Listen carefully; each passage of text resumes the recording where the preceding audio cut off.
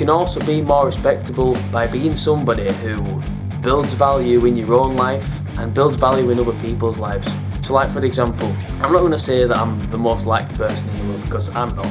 So are you struggling to get the respect of other men and women around you? Well, this is a video for you, so stick around because I need that watch time.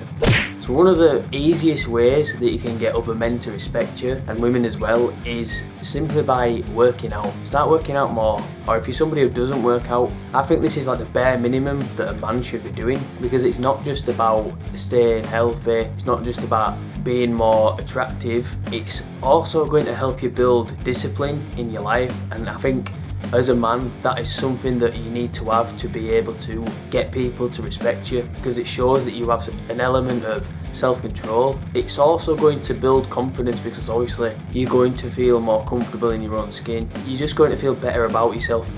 You can also be more respectable by being more social. I'm not saying you've got to be really outgoing, you've got to be, really bubbly all the time, you've got to be really, you've just got to be super extroverted. I'm not saying that, but what I am saying is just be more social, talk to people more, start more conversations, start more engaging conversations, talk about deeper things, more meaningful things. Maybe it's just as simple as just saying hello, asking how somebody is. It doesn't take much, but obviously the more social you are, the more people are going to want to be around you, the more people are going to want to talk to you and spend time with you. Another way you can be more respectable is by being unreactive. And what I mean by that is, when people do or say certain things to you, it's important that you maintain a level of calmness. Like, what I'm saying is, don't let it get to you, don't react. Let's say if someone calls you something, a name, or I don't know, and if you react to that and you get really angry, you get really upset, it's going to make you look very insecure by doing that. It's going to make you look weak, and obviously when people see you as weak, they'll subconsciously perceive you to be somewhat of a target. They'll subconsciously think that they can take advantage of you, and that's not something that you want. And also, by unreactive, I mean when something happens, let's say, I don't know, there's a fire, remain calm. If you're someone who can keep his cool when shit's going down, people are going to look to you for leadership, people are going to see you as a leader, and that's a great feeling.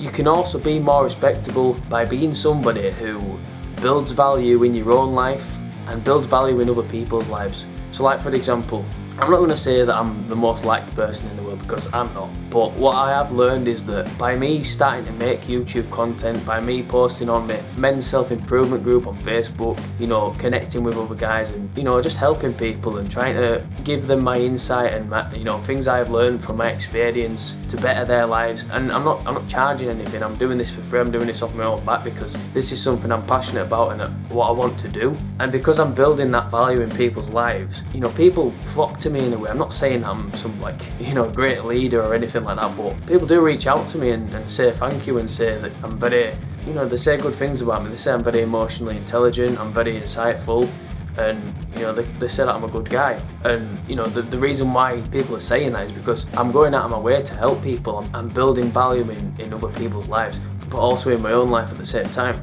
Be a good listener as well. When you're speaking to people, try not to talk about yourself. In fact, try avoid speaking about yourself, because the less you speak about yourself, the more humble you're going to be, and it's good to come across as humble. Nobody wants to talk to someone who's really vain and up their own ass, and I'm not saying that talking about yourself is, but it can sometimes come across that way. It can come across like you're bragging about yourself, which also makes you look very insecure. So obviously if someone asks you about yourself, there's your time to shine. But generally, try and listen to people, try and connect with them on a deeper level. When they open up to you, listen. You don't have to provide any kind of feedback, you don't have to give them any advice, but people just like to be heard. They like you to listen to them, and it shows that you respect them as well by giving them your attention, giving them your time.